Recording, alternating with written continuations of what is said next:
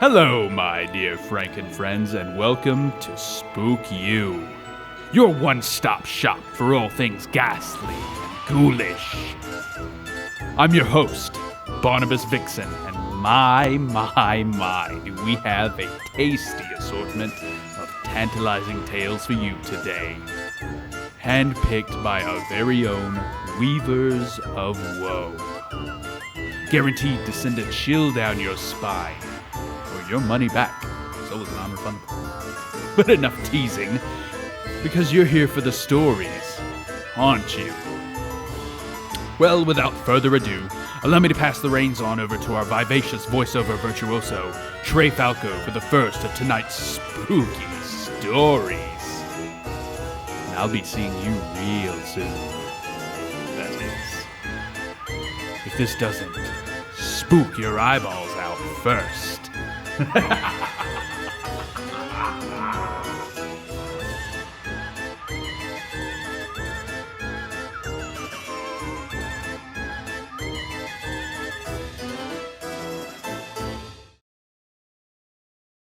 Now, I don't have an image of this as it was years ago, but I swear, this still creeps my wife and I out years later.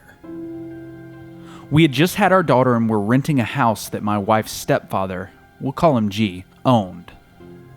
I will say this to add context, but at the time we had not been told. G's wife had died in that home. She was ill but was allowed to come back home where she died. She had cancer and was bedridden, however, G was... well, he wasn't a nice man. My mother-in-law has told us stories of how demanding and controlling he is, so I can only imagine what he did to this woman, and none of his children will speak to him. Anyways, on to the story. We moved into this house and everything was fine. At first.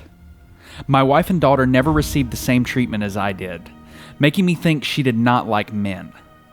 We would stay up late in the living room and my wife and daughter would fall asleep, and I can still remember being awake and just feeling that something wasn't right. It would get very cold and things would begin to fall into the ground and I would hear scratching, but the worst was just the feeling that someone was watching me, like directly over my shoulder.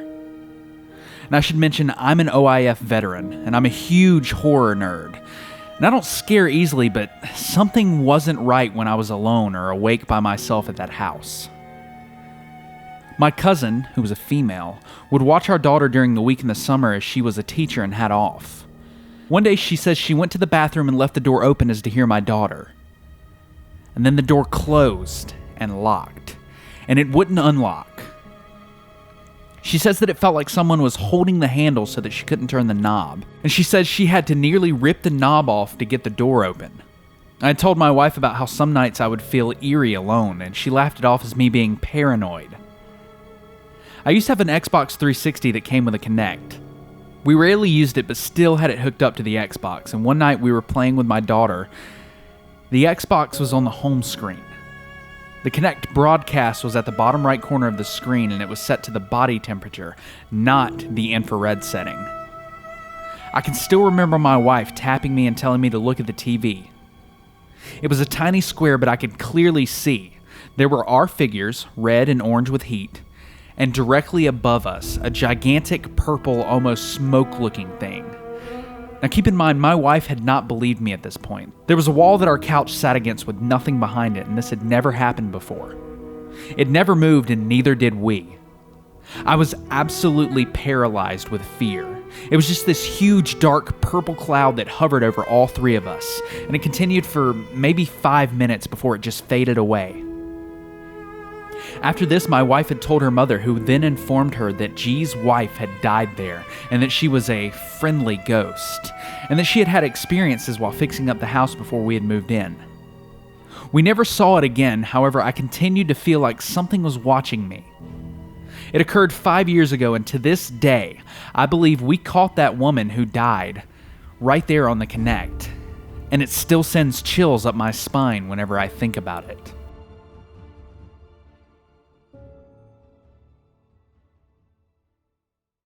What a delectable morsel of a story.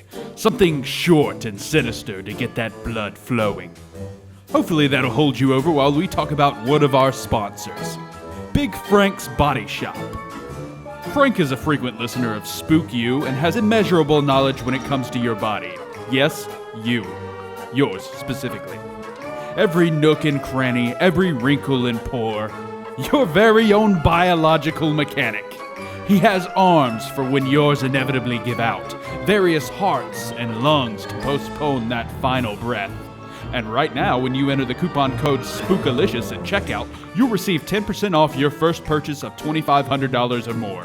Just enter SPOOKalicious at checkout for 10% off your first purchase of $2,500 or more. What a frighteningly good deal. That's Big Frank's Body Shop. Because who could ever know more about your delicate body than old Frank here? Nobody. Not even you.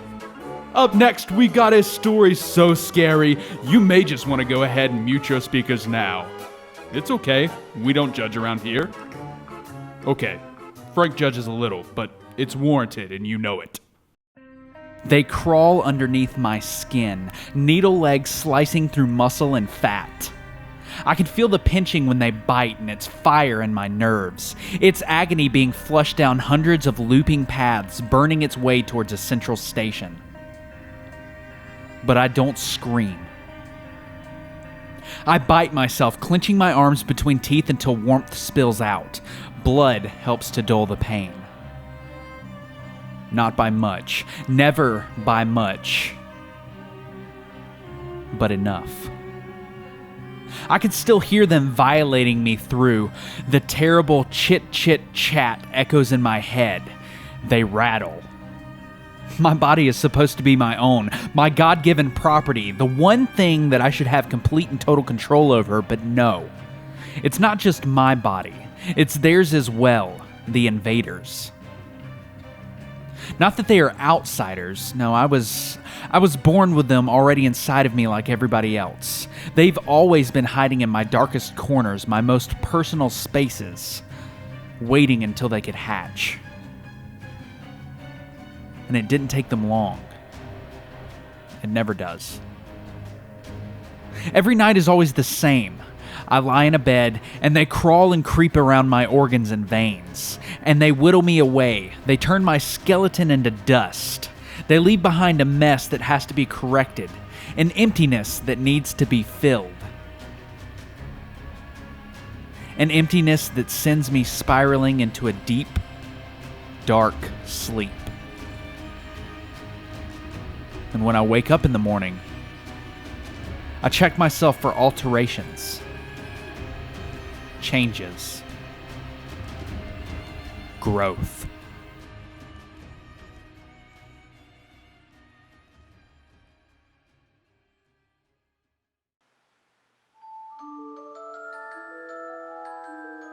Oh, you're still here.